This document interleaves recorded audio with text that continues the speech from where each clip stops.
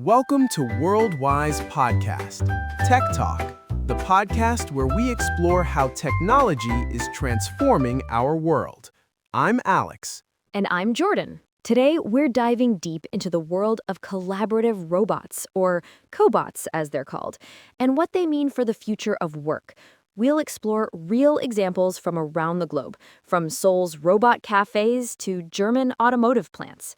Picture this.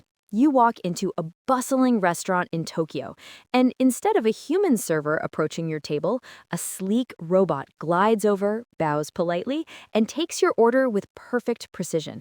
It's not science fiction anymore. It's happening right now. And it's not just restaurants, Alex. We're seeing robots working alongside humans in warehouses, picking crops on farms, assisting surgeries in hospitals, and serving coffee in cafes around the world.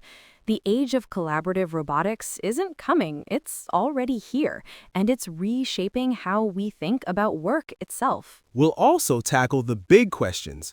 Are robots taking our jobs? Are they creating new ones? And how are humans adapting to working side by side with artificial intelligence?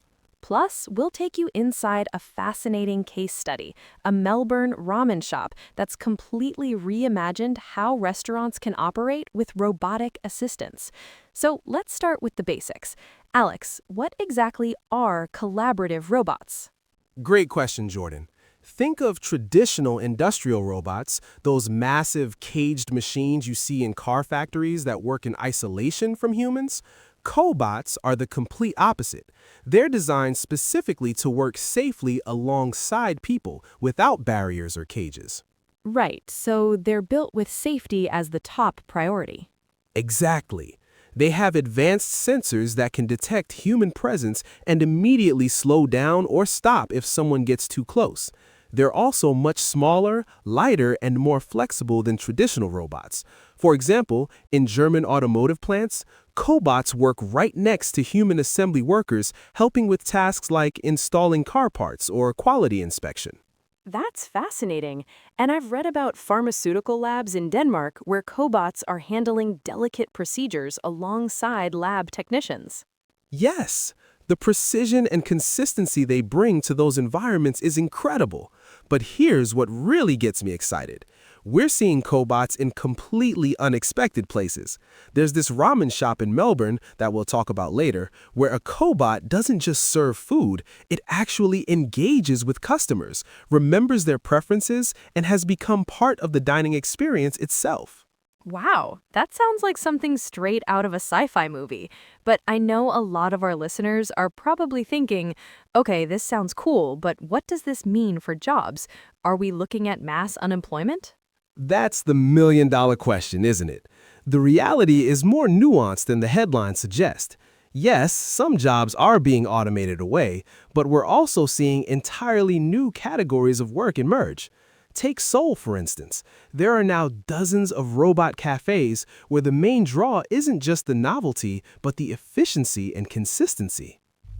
And those cafes still need human staff, right? Absolutely. They need robot technicians, customer experience managers, and people who can bridge the gap between technology and human needs. In Japan, there's even a restaurant chain called Pepper Parlor, where humanoid robots serve customers, but they've actually increased their human workforce because the robots attract so many visitors. That's really interesting. So it's not necessarily about replacing humans, but changing the nature of the work. Exactly. In Germany, automotive workers are being retrained to work alongside cobots, and they report higher job satisfaction because the robots handle the repetitive, physically demanding tasks, while humans focus on problem solving and quality control.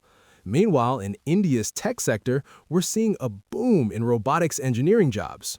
And California's agriculture sector is creating new roles for robot operators and crop data analysts as farming becomes more automated. Right. Even Singapore's food delivery industry is pioneering robot delivery systems, but they need human dispatchers, route optimizers, and robot maintenance crews. The jobs are evolving, not disappearing. But what about the human side of this? I mean, how do people actually feel about working with robots? There's got to be some psychological adjustment, right? Oh, absolutely. Trust is huge here. In U.S. hospitals where cobots assist with surgeries, it took months for medical staff to fully embrace the technology. There was this initial fear. What if it malfunctions? What if I make a mistake in programming it? That makes sense. It's a big responsibility. But over time, they found that the cobots actually reduced human error and improved patient outcomes. The cultural differences are fascinating too. European factories report higher initial acceptance rates compared to American ones, possibly due to different workplace cultures around automation. And what about the ethical considerations? Privacy, job displacement, decision-making autonomy. These are big issues. Huge issues. In Dubai, for example, there's been significant debate about robot surveillance capabilities in workplaces. Who has access to the data these robots collect?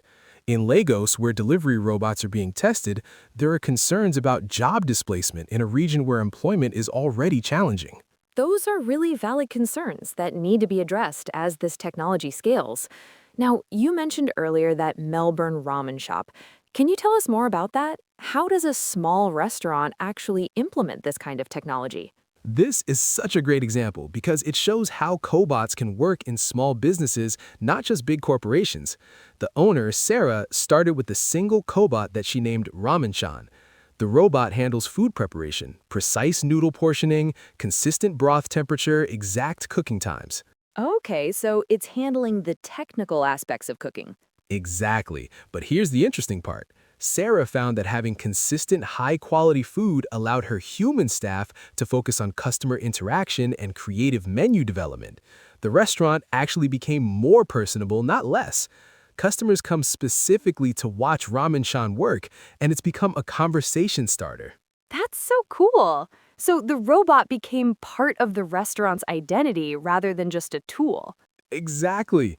And Sarah says her staff retention actually improved because the repetitive, physically demanding parts of the job were handled by the robot, while employees could focus on the creative and social aspects they enjoyed more. What other real-world examples are you seeing that really illustrate this transformation? There are so many fascinating cases.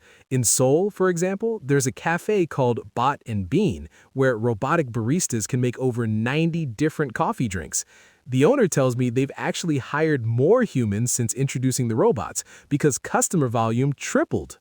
Wow, that's counterintuitive, but makes perfect sense. In Bavaria, BMW's automotive plant uses cobots for precision welding, and worker satisfaction scores are at an all-time high because employees no longer have to work in extreme heat conditions.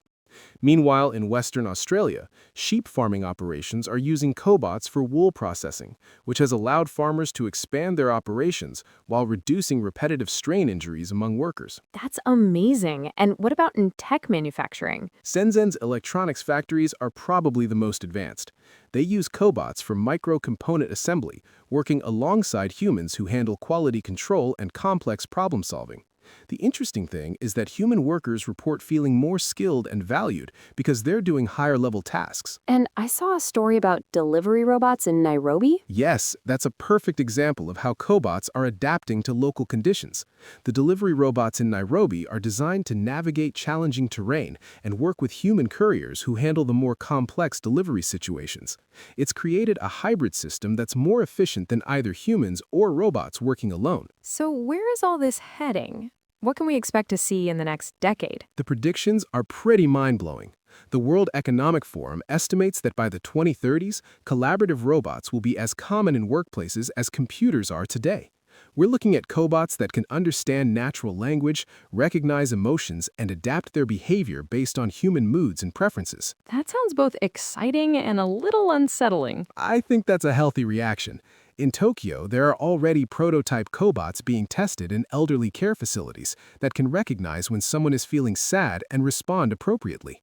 In Stockholm, construction cobots are learning to work with human crews on building sites, handling dangerous tasks while humans focus on creative problem solving. And presumably, the technology will become more accessible to smaller businesses, like our Melbourne ramen shop example. Absolutely. We're already seeing cobot as a service models emerging in Sao Paulo and Mumbai, where small businesses can essentially rent robotic assistants without huge upfront investments. The democratization of this technology is happening faster than anyone expected. So let's wrap this up. What are the key takeaways for our listeners who might be wondering how this affects them personally? First, collaborative robots aren't just coming, they're here, and they're reshaping work across every industry and geography. From Seoul cafes to German factories to Australian farms, the transformation is global and accelerating. Right. And rather than simply replacing humans, these robots are changing the nature of work itself. Exactly. The most successful implementations we've seen, whether it's that Melbourne ramen shop or BMW's Bavarian plant, focus on human-robot collaboration, not replacement. Workers are freed from repetitive, dangerous, or precision-demanding tasks to focus on creativity, problem-solving, and human interaction. And the technology is becoming more accessible with new business models emerging that allow even small businesses to benefit from robotic assistance. The future isn't about humans versus robots. It's about humans and robots working together. That's the key insight. Whether you're in healthcare, manufacturing, agriculture, or service industries, the question isn't whether cobots will affect your field, it's how you can prepare for and shape that collaboration. Thanks for joining us on this exploration of collaborative robots and the future of work. If you found this episode valuable, please subscribe to Worldwise Podcast and share it with someone who might be interested in how technology is reshaping our world. And if you have experiences with robots in your workplace, positive or challenging, we'd love to hear from you. Send us your stories at hello@worldwisepodcast.com. Until next time, I'm Alex. And I'm Jordan. Keep embracing the future. And remember, the best collaborations often happen when different kinds of intelligence work together.